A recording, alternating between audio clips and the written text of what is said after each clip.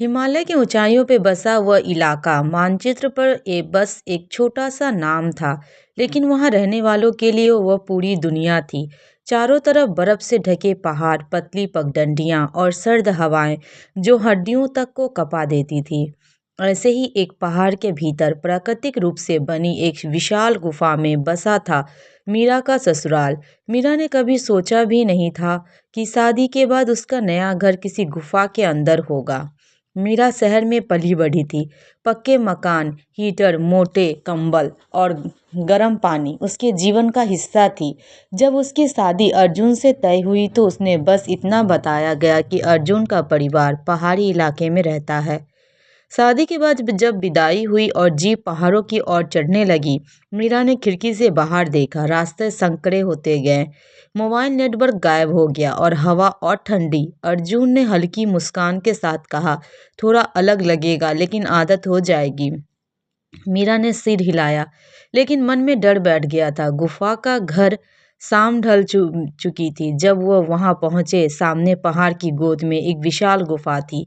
बाहर लकड़ी का दरवाजा, धुएं की पतली लकीरें ऊपर उठती हुई और अंदर से आती हल्की रोशनी। मीरा ठिठक गई। यही घर है? अर्जुन ने कहा। हाँ, हमारे पूर्वजों ने इसे ही घर बनाया। ठंड में यह सबसे सुरक्षित जगह है। अंदर कदम रखते ही मीरा ने महसूस किया, बाहर की कड़क ठंड के मुकाबले अंदर की हवा स्थिर और कुछ हद तक गर्म थी। गुफा के भीतर पत्थरों की दीवार, मिट्टी का फर्श और बीच में जलती लकड़ियों का अलाव। सासू माँ श्यामा देवी ने मुस्कुराकर स्वागत किया। आजा बहू, ठंड लगेगी। ससुर गुफा के अंदर रहने का अपना एक तरीका था। सुबह अंधेरे में ही उठना, अलाव जलाना, बर्फ पिघलाकर पानी बनाना और सीमित साधनों में जीवन चलाना। ससुर जी भैरव सिंह शांत और गंभीर व्यक्ति थे। यह गुफा सिर्फ पत्थर नहीं, वह कहते, यह हमें बर्फीले तूफानों से बचाती है। मीरा सब सुनती पर भीतर से टूटती जाती।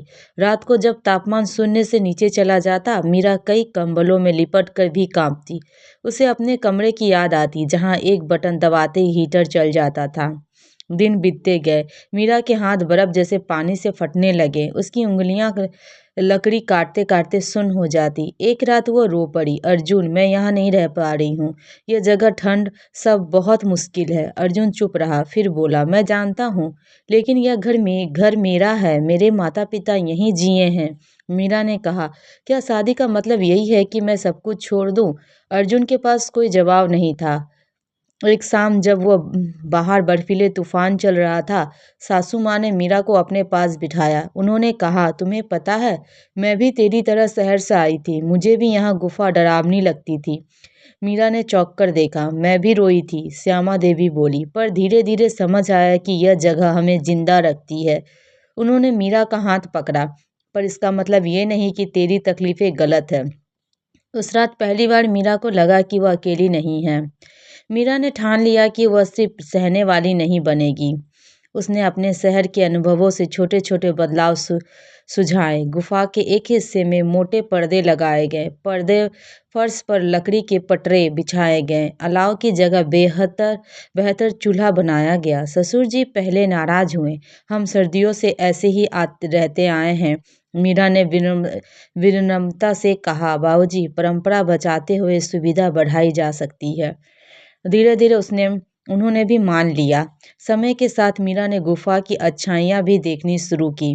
तूफान में भी घर सुरक्षित रहता।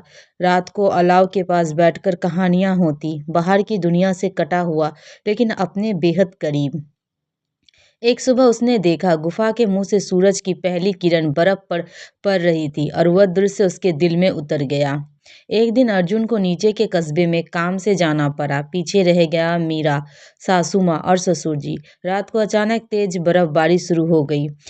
दरवाजा जाम हो गया, बाहर निकलना नामुमकिन। मीरा ने हिम्मत दिखाई। उसने अलाव संभाला, सासू माँ को ढांढस बंधाया और ससुर जी के साथ मिलकर दरवाजा सुरक्षित किया। उस रात मीरा सिर्फ बहू नहीं थी, वो उस घर की मजबूत दीवार बन गई। अगले दिन ससुर जी ने कहा, बहू, आज तूने साबित कर दिया कि यह घर तेरा भी है। मीरा की आंखें भर आई। अर्जुन लौटकर आया तो उसने देखा मीरा पहले जैसी नहीं थी। उसमें डर कम और आत्मविश्वास ज्यादा था। अब मीरा गुफा को सिर्फ पत्थरों का ढेर नहीं समझती थी।